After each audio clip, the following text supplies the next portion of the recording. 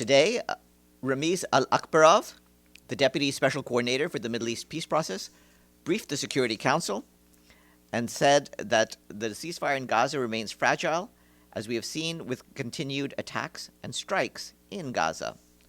The UN is doing its part to support the ceasefire and meet the staggering needs of the population, he added.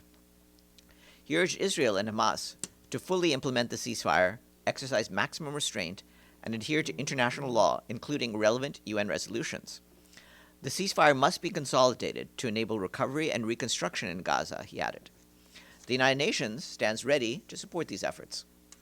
Mr. Alakbarov said that while hunger has improved due to increased aid and commercial foodstuffs, key protein sources remain out of reach for most of the population, alongside severe shortages of clean water, medical care, and shelter. Humanitarian access remains restricted, with aid convoys facing logistical and security obstacles. He called on all parties to respect international humanitarian law and allow the full, unimpeded entry of humanitarian assistance. The Deputy Special Coordinator also condemned rising settler violence across the West Bank, which intensified during the olive harvest. Attacks have become more frequent and violent, often with the presence or support of Israeli security forces. Turning to Gaza, the Office for the Coordination of Humanitarian Affairs warns that heavy rains are compounding the already dire conditions that families are enduring. Our partners report that the storm continued overnight and into today, causing severe flooding of more than 40 designated emergency shelters, mostly in Khan Yunis and Gaza City.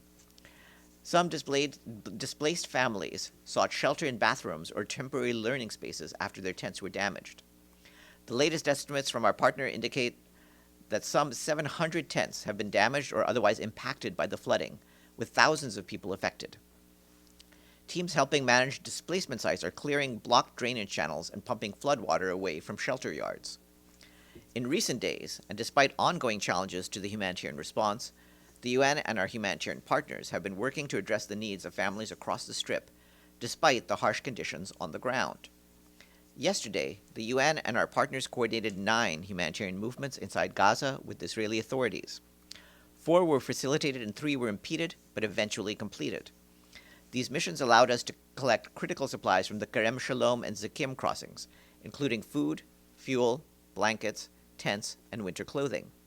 The other 2 missions were impeded, and only one of them was able to be partially accomplished. In Khan Yunis, damage to the Bani Sohila Mekarot water pipeline was repaired yesterday, after access to the facility was granted by the Israeli authorities. The UN and our partners continue to provide support to affected families through a system that was set up for a rapid, joint response to flooding alerts. It brings together UN agencies and non-governmental organizations, working side by side to distribute tents, tarps, warm clothes, blankets, and dignity kits across Gaza.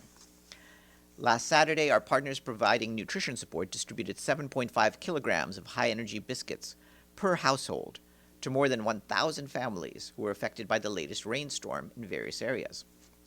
Also, our partners supporting agricultural services told us that the distribution of veterinary kits resumed on Sunday after being temporarily paused due to adverse weather.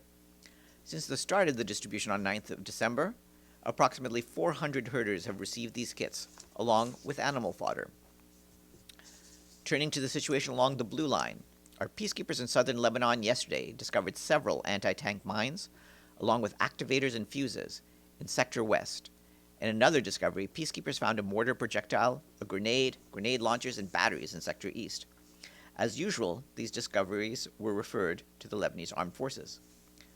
UN Interim Force in Lebanon peacekeepers report continued Israel Defense Forces military activities in the area of operations, including air violations and direct fire across the Blue Line, originating from an Israel Defense Forces position south of the Blue Line and impacting Kfar Shuba in Sector East.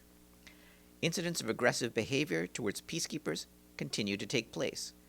Yesterday, laser beams were pointed from an Israeli Defense Forces position towards a UN position in Sector West. In 2 separate instances on Sunday, drones hovered over UN positions in Sector West. We reiterate that any intimidation or interference in the mission's Security Council mandated tasks must stop. Turning to developments following the attack of the 13th of December in Sudan, our colleagues at the Department of Peacekeeping Operations tell us that on Saturday, 3 drone attacks impacted UNISFA's Kadugli logistics base, targeting a fuel storage area and an observation post. The attack killed 6 peacekeepers, and the number of injured is 9 members of the Bangladeshi peacekeeping contingent serving in the UN Interim Security Force for Abyei. The injured personnel have been evacuated to the mission headquarters in Abyei. 4 of them have since been evacuated to Nairobi for further medical treatment. The wounded, who underwent life-saving surgery in Kadugli, were evacuated to the mission headquarters in Abyei on Tuesday morning. The remains of our 6 fallen soldiers have been transported to Entebbe, where further arrangements are underway for their dignified repatriation to Bangladesh. We underscore that attacks targeting United Nations peacekeepers may constitute war crimes under international law and call for accountability. And we reiterate our condolences to the government of Bangladesh and their families, wish the injured a swift recovery, and reaffirm the UN's commitment to the safety and well-being of its personnel. Since the 10th of December, the Special Envoy for the Great Lakes region, Wang Sha, has held several exchanges with officials in the region regarding the rapid deterioration of the situation in Uvira and its regional implications. He spoke to the ministers of foreign affairs of Burundi, the Republic of Congo, the Democratic Republic of the Congo, and Rwanda. In these interactions, the Special Envoy encouraged all parties to exercise restraint, cease hostilities, take all necessary steps to avert a regional conflagration, and abide by Security Council Resolution 2773. He called on the DRC, Rwanda, and on the AFC M23 to uphold all commitments and agreements reached in the Washington and Doha peace talks. The Special Envoy has begun a regional tour, starting in Uganda, where he met with national authorities and other interlocutors to discuss immediate steps to de-escalate the situation. The Special Envoy will also reach out to the leadership of the African Union Commission, the AU mediator, the leaders of Angola and the state of Qatar, members of the International Contact Group on the Great Lakes region, and other key interlocutors. And turning to the humanitarian situation in the Democratic Republic of the Congo, the Office for the Coordination of Humanitarian Affairs says that following clashes in several parts of South Kivu province, all humanitarian activities remain suspended in the cities of Fizi and Baraka, which are some 90 kilometers from Uvira. The latest violence has sparked panic among civilians. Our partners also reported some looting by armed people. Since December 8th, local authorities estimate that around 110,000 people have fled to other parts of South Kivu, while others have crossed into Burundi. There are also reports about people continuing toward Tanzania. Most displaced families are sheltering in public spaces with no access to humanitarian assistance. The territory of Walungu has seen a gradual resumption of socioeconomic activities after clashes ended on December 8th in Kaziba locality. Our partners have started to deliver emergency aid in the cities of Uvira and Bukavu, with more aid planned in the coming days. OCHA continues to engage with all parties to facilitate the safe movement of humanitarian teams and resume aid operations. Meanwhile, in Burundi, according to the UN Refugee Agency, more than 78,000 people, including asylum seekers, returnees, and migrants, have crossed into the country from South Kivu since December 5th. Approximately 15,000 people have so far been transferred to the Bweru and Makombe displacement and transition sites. All refugee camps and hosting sites have reported a sharp increase in population as new arrivals continue. Despite considerable challenges, UNHCR and its partners have transported some 13,000 refugees to Bweru, installed tents, latrines, and water tanks. They've also worked to improve road access while clearing land for additional shelters. Health challenges are also emerging. Dozens of cases of cholera and 2 cases of mpox have been reported in the Gatumba displacement site. Our partners working in health are trying to contain and manage the outbreaks.